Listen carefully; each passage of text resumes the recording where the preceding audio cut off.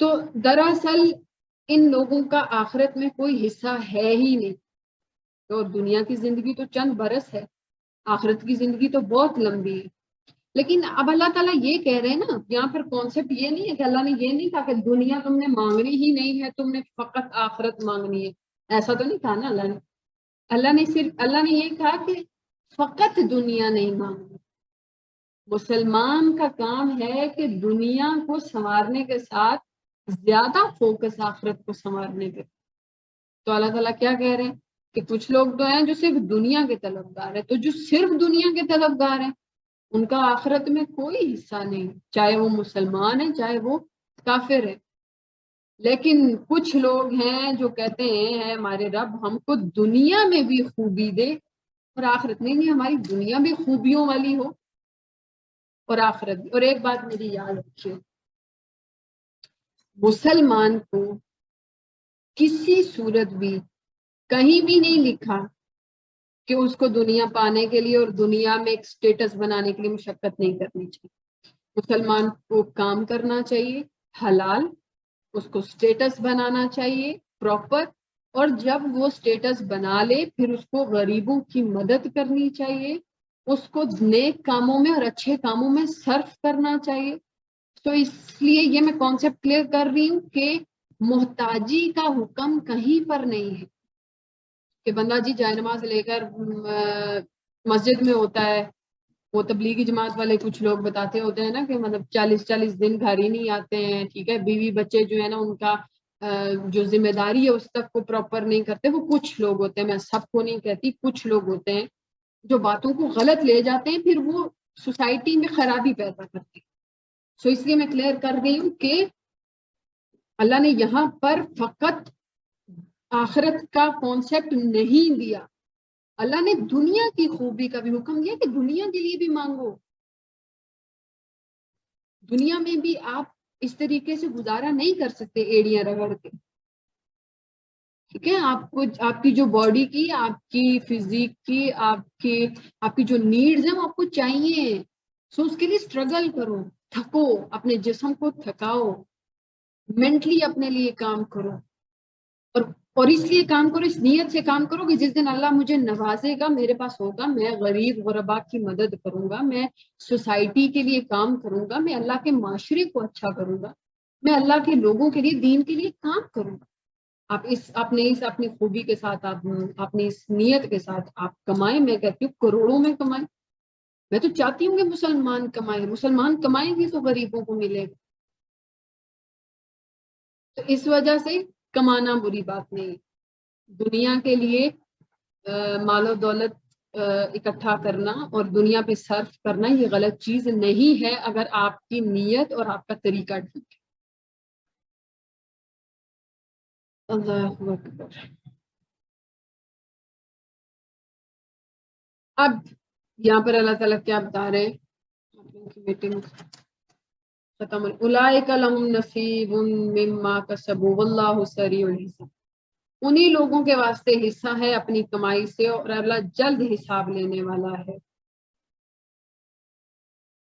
اب یہاں پر اللہ تعالیٰ یہ بھی کہہ رہے ہیں کہ مطلب حصہ بھی انہی لوگوں کا ہے، انہی لوگوں کے واسطے ہے حصہ اپنی کمائی میں سے جو لوگ دنیا اور آخرت دونوں کے لیے مشقت کرتے.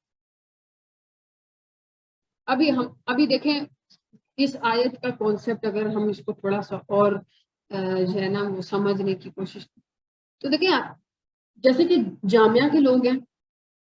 اب میں بتاؤں کہ میرے ٹیچرز تھے، تو میرے ٹیچرز کچھ تو وہ مجھے کہتے تھے کہ تم نے نا، میرا مطلب موسٹلی یہ ہوتا تھا کہ زبان سلپ ہو جاتی، تو اگر میرا کوئی سینٹینس اس طرح ہوتا کہ وہ انگلش میں نکل جاتا منہ سے، تو میرے ٹیچرز اس پہ ناراض ہوتے تھے کہ انگلش جو ہے نا وہ تم نے نہیں سیکھنی اور تم نے بولنی نہیں. پھر کہتے کہ تم نا دنیاوی تعلیم حاصل مت کرو، بس کہ دین کا پڑھو اور دین کا کام کرو. تو یہ چیز نا میری عقل ایکسیپٹ نہیں کرتی تھی. میں سوچ رہی تھی کہ مطلب اگر میری عقل میں وہ سب چیزیں آتی ہیں تو اس کا مطلب ان کی دنیا میں کوئی جگہ ہے اللہ کی نظر میں، تبھی وہ آتی ہے. پھر اس کے لیے نا مجھے اس آیت کے تھرو بڑی آسانی سے سمجھ میں کہ اللہ رب العزت کے حکم میں دنیا اور آخرت دونوں ہیں، اللہ کے حکم میں فقط آخرت نہیں ہے. پھر میں کلیئر ہوگی. اب آپ دیکھیں گے کہ جامعہ میں سے فارغ ہوا ایک لڑکا، ٹھیک ہے، اس نے کوئی دنیاوی اسٹرگل نہیں کی، اس نے دنیا میں کچھ نہ سیکھا، کچھ نہ پڑھا.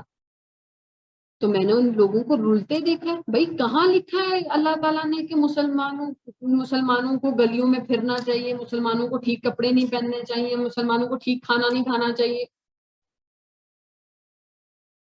اور یہ کہاں لکھا ہے؟ اب پچھلی آیت میں اللہ کیا کہتے ہیں؟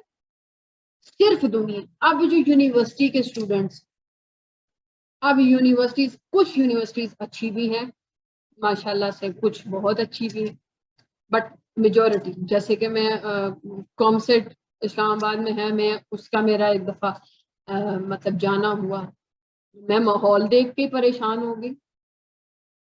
یہ وہ لوگ ہیں جو فقط دنیا مانگ رہے ہیں، تو جو صرف دنیا مانگ رہے ہیں ان کا آخرت میں کوئی حصہ نہیں. تو اس کا مطلب کیا ہے؟ مطلب یہ ہے کہ آپ کو دین کا بھی آنا چاہیے. اب دین کے لیے میں آپ کو یہ نہیں کہوں گی کہ آپ 6 سال کا عالم کا کورس کرنے جائیں، 6 سال.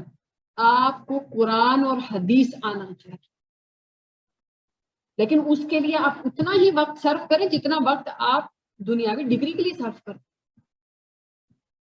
پھر جب آپ پیرالل ایک ٹریک پر چلیں گے تو آپ اپنی منزل کو پہنچیں. ڈاکٹر ذاکر نائک ڈاکٹر ہیں with Islamic scholar, doctor Israr Ahmed doctor ہیں ساتھ میں اسلامک اسکالر ہیں. اس لیے میں اسپیسیفکلی ان دونوں بندوں کو فالو بھی کرتی ہوں، کیونکہ قرآن کو سیکھنے کے لیے آپ کو دنیاوی تعلیم چاہیے ہے. قرآن کے اندر وہ حکمتیں ہیں جو آپ کو دنیاوی تعلیم کے تھرو بھی ملتی ہیں. آپ کو بہت سی چیزیں تب سمجھ میں آتی ہیں جب آپ دنیاوی تعلیم حاصل کرتے ہیں. اگر آپ کے پاس دنیاوی تعلیم نہ ہو تو یقین مانیے آپ قرآن کے بہت سارے کانسیپٹس نہیں سمجھ سکتے، بہت سارے کانسیپٹس نہیں سمجھ سکتے اگر آپ کے پاس دنیاوی تعلیم ہو. تو آپ کا فوکس، اب یہ جو میں باتیں کر رہی ہوں اس میں دیکھیں بہت سارے ایسے علماء گزرے ہیں، مفتیان، جنہوں نے دنیاوی تعلیم حاصل نہیں کی، لیکن وہ دین میں اتنے کامیاب ہوئے اور وہ دین میں اتنا زیادہ دین کی گہرائی میں گئے کہ اللہ نے انہیں دین کا بہت نور عطا کیا. تو اس لیے میری بات کا مطلب کل نہیں ہوتا، اکثریت ہوتا ہے. آپ ایسے علماء بہت کم دیکھیں گے جو صرف دین پڑھ کے تو دنیا میں کامیاب، لیکن ایسے علماء آپ انشاءاللہ زیادہ دیکھیں گے جو دنیاوی اور دین اگر دونوں پڑھیں گے تو وہ کامیاب ہوں گے. مگر نہ ایک پڑھنے والے میں نے زیادہ تر رولتے ہی دیکھے. یونیورسٹی کا بچہ یونیورسٹی سے نکلتا ہے آدھا سائیکو ہوتا ہے، ڈپریشن، پتہ نہیں کون کون سی بیماریاں لے کے نکلتا ہے یونیورسٹی میں سے. اور مدرسے میں سے میجورٹی بچے جہالت لے کر نکلتے. کیا جہالت؟